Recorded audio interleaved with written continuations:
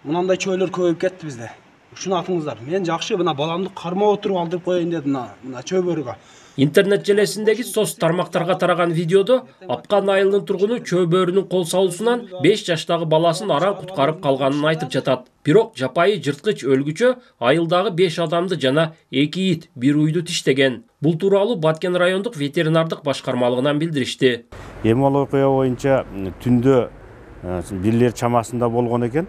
Ошол айылдын тургуну Майсалбек деген жигитти баласын эшикке тоскон алып чыкса, бая чөбөр кол салып, анан эртеси бизге кайрылып келди.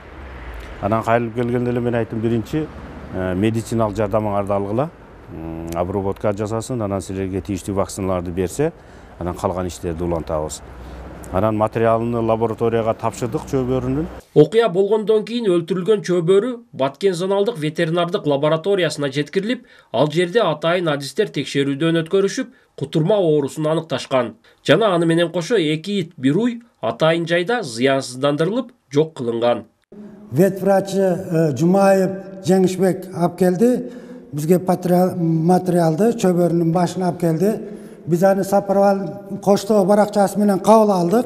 Кабыл алып, биз өзүбүздүн ветеринардык медицинский указанын негизинде аны текшерип, кутурма менен ооругандыгын аныктап, дартын берип, анан ошол документтерин бердик. Электрондук почта аркылуу жөнөттүк. Ал эми кутурган жырткычтан жабыр тарткан 5 адамга дарыгерлер тарабынан медициналык жардам көрсөтүлүп, кутурма оорусуна каршы дары-дармектер берилгенин облустук медицина борборунан билдиришти. 30 январь күнү Баткен областык медицина борборуна чөйбөрү тиштеп 3 адам кайрылган. Мындан сырткары экөө контакт болуп кайрылган. Жалпы 5 адам кайрылган. Алардын баарына медициналык жардам көрсөтүлүп, кутурмага каршы вакциналар сайылган. Азыр күндө алардын баары биздин көзөмөлүбүздө турат.